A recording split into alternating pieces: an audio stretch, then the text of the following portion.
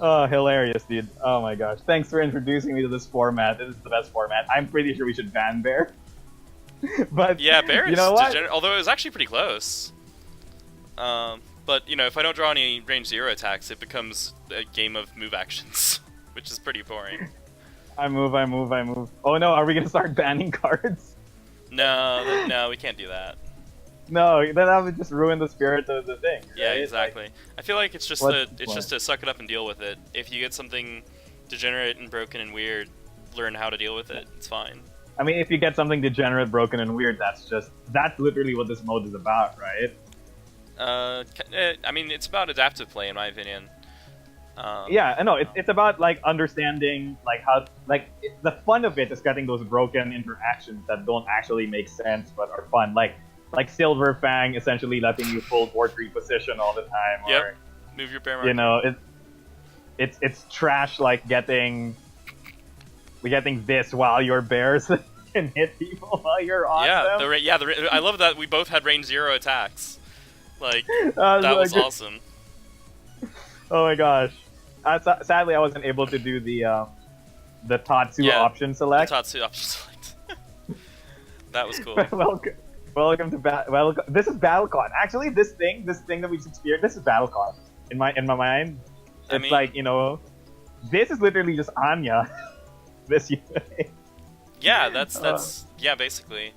And there are definitely been BattleCon customs that do that same thing with shenanigans and nonsense. Yeah. So I just realized something. What? How do we rule close 4 Oh, well, on a character like Bear? so the way we did it with your Flying Barcelona was that we said close could go into your space, but I think it's very clear that close cannot make you farther away, so you can't close from range 0 to range 1. So if you're here and you close 4, you end up here. And if you're here and you close 4, you end up here. I see. So Like, so basically, you must always go onto their space with this. I would say so. Like, No, but then. oh well, no, you he can says just may. say- So yeah, May, you right. can the may means that you can say I choose not to share your space and stop adjacent. However, All right, so you can option select. only from outside the space. If you're here and you play a close 4, I feel like you can't move. Oh yeah. No, if you're here and you have to close 4, because closes move past the opponent's space, right? No, well, closes cannot move past the opponent, but it's closes move closer. Right? So you're at range 0, no. you can't move closer. So closest you can't move past the opponent, right? But we already ruled naturally when you did mobile gear from my space that didn't count as moving past me. Right, that was because that's an advance effect. But advance is just close without moving past, right? Sorry, close is just advance without moving past, right? So I mean, so my Right. inclination is that close is move closer to the opponent. Advance is move in the direction that is toward the opponent. Retreat is move in a direction that is away from the opponent. I mean, I guess that makes sense. Look, you've played Exceed way more than me, so I'll just trust your judgment. But I feel like it should just be ruled the same way as Advance to prevent niche ruling garbage. Well, isn't that... So you're saying that you think that if you're here and you close, you should be able to move here? Essentially. But hey, that's just me. Yeah, I don't think so, because I don't see going from range 0 to range 1 as a close effect making sense personally. We'll see though. I mean, if people watch this, chime in. Let us know your thoughts. Yeah. Someone tell us, because I would love to hear people's opinions about this. Yeah, it's a brand new format, so like we're happy to hear competing ideas. I just realized that, can you, in theory, be a complete jerk and just infinitely iron Knuckle Boost? Like, this is just a Heidi question, but I mean, can you infinitely iron Knuckle Boost for fun? how is it infinite? Switchbox is consumed after you use it.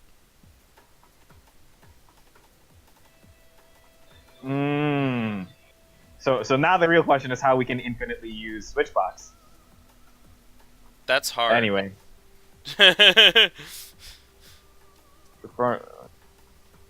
Well, no, okay. Somebody just needs to be able to pull boosts from the discard, and then that's just it, right?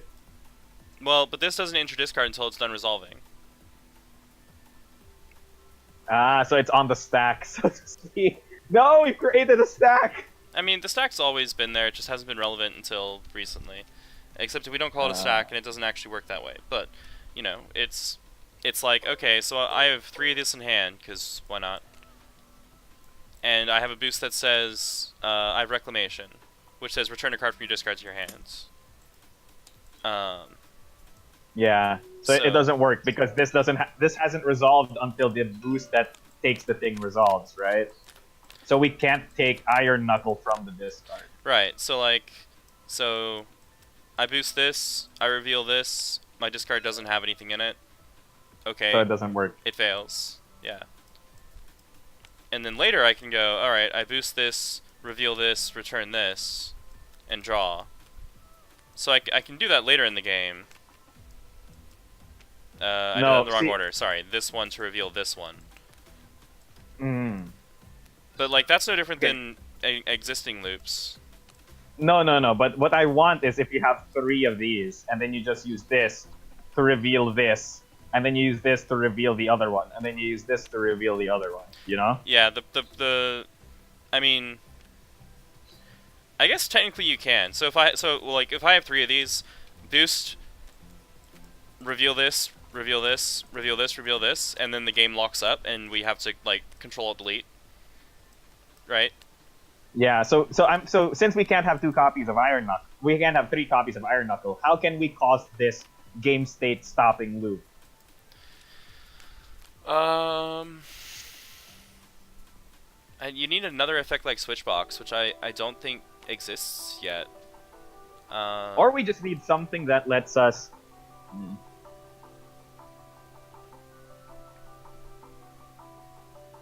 We need something like Switchbox, right?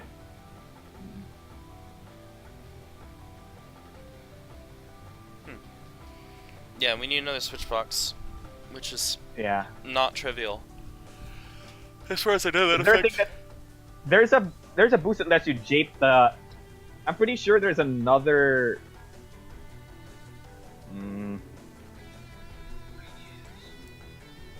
I don't know. Yeah, I don't know. I don't know of another Switchbox off the top of my head. Is there a card that lets you, like, the effect of it is that you can play a card. You can play a boost from discard, like something like equivalent to the Shatoto thing. Is there a legal card that does that? No, there is not a legal card that does that, as far as I know. There's a custom card and there's a precedent that can do that. Obama can do that, right? Yeah, Obama can do that. And then there are cards that let you play a boost from hand, but obviously playing a boost from hand doesn't leave it in your hand. So that's the thing we run into there. Yeah. Oh, okay, wait. Well, we can get 3 iron. No, we can't get 3 iron. Dang it. Now, the Bag of Black only has 1 of everything. Unless we had alternate art Heidi. We would need 2 alternate arts for Heidi. Now I'm just thinking about, like, what crazy horse garbage can we do that causes an infinite loop to lock up the game state? Because really, that's the mind player's dream. As a labber, I just want to lab a way to cause an infinite loop. Because if it's ruled that if I infinite loop and I win, I want to win that way. That makes sense. Okay, let me think.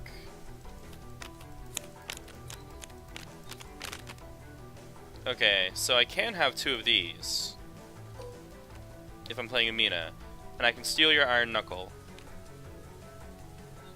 And then boost, draw a card, perform this instant effect. I reveal this. Boost, draw a card, perform the instant effects. I reveal this. Okay, there it is. There you go. We're done. We went infinite. Yeah. However, infinite. in this case, the infinite will run out of cards. It will cause you to lose the game. Yes, because you will draw all of your deck. No, wait. You just need another. Then you just need this in your hand, and you only need to play 1 copy of this. You can't have this in your hand, because not if you're Amina. In legal play, this scenario is possible where you have this in hands. This in play. Yeah, I'm not talking about legal play, my dude. I am talking about this format. In this format, you can't have 2 shadow courses. Why? Just because there's only 1 copy of everything. Dang it. So like I said, you need an alternate art Heidi to make it possible to have both Iron Knuckle and Shadow Chorus. And I guess another Iron Knuckle. Right? So you get a Meanness character card, you Dreamlands this, and then you boost Whispers, resolve this, resolve this, resolve this, resolve this, resolve. Yeah, so then you bounce back and forth. So, but we need an alternate No, Arcady for that no. to happen. But we can't use Switchbox to reference the Dreamland Switchbox. Oh, you're right. It has to not in your hand. It has to reference Whispers, so you'll always deck out if you do this. Ah, no. Okay. Close, but no cigar. No, wait. I can think of a way. Okay, maybe we don't need this. Alright, you think for a sec. I'm gonna get my breakfast. I'll be back. Yeah. I mean, this is already your breakfast. It's pretty balanced. Have a good one, Fire Tripper.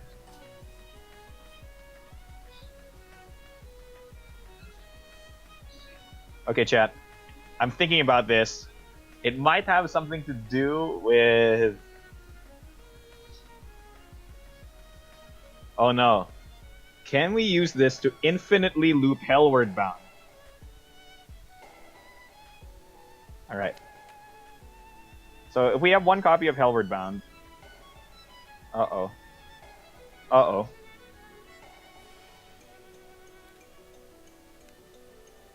Alright, chat. So we have Hellward Bound.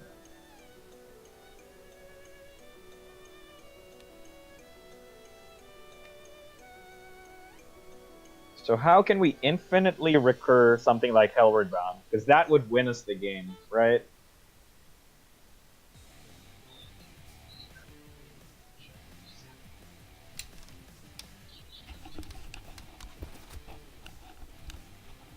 You know what we should do, Daniel? I'm back. What's up? You know what we should do? We should create, like, a Mega Man CCG format for Exceed. What? I don't know what that means. Okay, so what if you create a pod of 4 or 6 people, right? Oh, okay. A pod of 4 to 6 people. Yes. Okay. Or some tournament structure, maybe 4 to 8, 4 to 12. Anyway, the point is there's more than 3 players, so at least 4, right? Okay. Alright. And then you start everybody off with a deck of literally just normal. Mm-hmm. Then from the Bag of Lag, you give everybody 2 cards from the Bag of Lag. Mm-hmm. So unless they have a character card, they all have Blank Man, which is probably just blank character card that has no unique ability or Exceed mode, right? Mm-hmm. And I guess the point is that over every round, you distribute more and more cards to the people until you get to a point where they all have 30 card decks. And then even then, you keep giving cards to people so that they can tailor craft their decks. Mm-hmm. So you can go under 30, but you must always be over 15. Sorry, you must always be at least 15. At least 16, I would say. Just that way we start at 16. Yeah, sure. And it's you know, it like feels right where you start at the minimum. Yeah. Though to be fair, I think normals should so your deck should always have the normals plus any number of cards until 30. How about that? Yeah, I like that. So it's like we continuously draft up until we we get to the final level where everybody's like bustedly broken. Mm. I mean that's pretty cool, but like, yeah. I'm not sure. Sorry, how I was just thinking. Well, for a while it would be like this, but saner because you start with the normals, but then you get 2 random cards, right? So like for the first 8 rounds of whatever, sorry, 7 rounds, it's no different than pulling random cards because you don't make any decisions about what you get. Yeah, that's the thing. I think the thing that should happen is that maybe you draw 4 but can only add 2 every round. So the max there's a minimum deck limit which is also the maximum deck limit. That way you're forced to put in 2 cards. Okay. So after each round you get 4 new cards, you must keep 2 of them. And then if you have more than 30 cards, you must then take out 2 non-normals. Yeah, or something like that. Take out 2 non-normals, or because actually, I actually the thing is, what if the cards you don't decide to put in are kept in some sort of like staging area where you can put them in afterwards later on? So you get a binder, like. You essentially get a binder of cards that you can. So basically, every round, for example, we start at 16, and it becomes 18, and it becomes 20, so on and so forth. Mhm.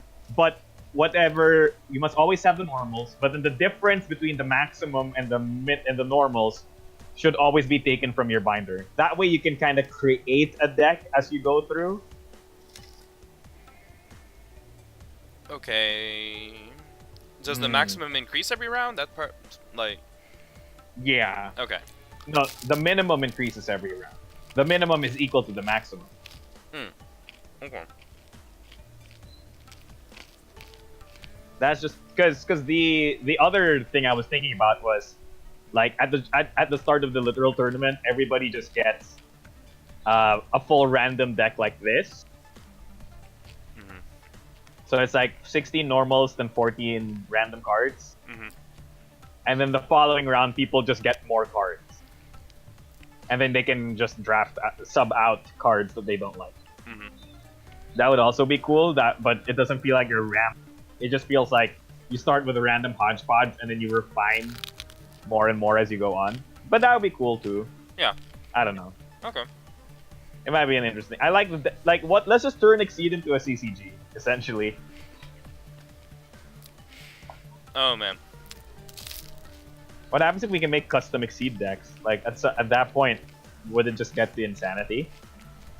I mean, at that point it would be insane, as we have already seen.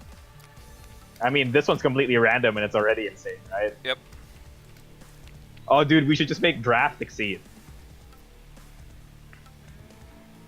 Yeah, that seems like a much faster way of doing this without having like a whole tournament structure.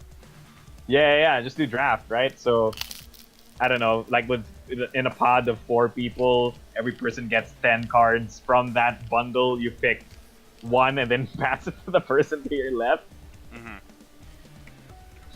I like that. Yeah, that sounds really dumb, but also really fun. And we could totally do that in this module because there's 6 seats. Oh, dude. We should do that at some point. It'll be the most hilarious tournament structure ever. Yeah, draft Exceed. Draft Exceed. I'd play for it. I'd play it. I'd play it. Anyway, Daniel, thank you so much for teaching me this format. No problem. Thanks for playing.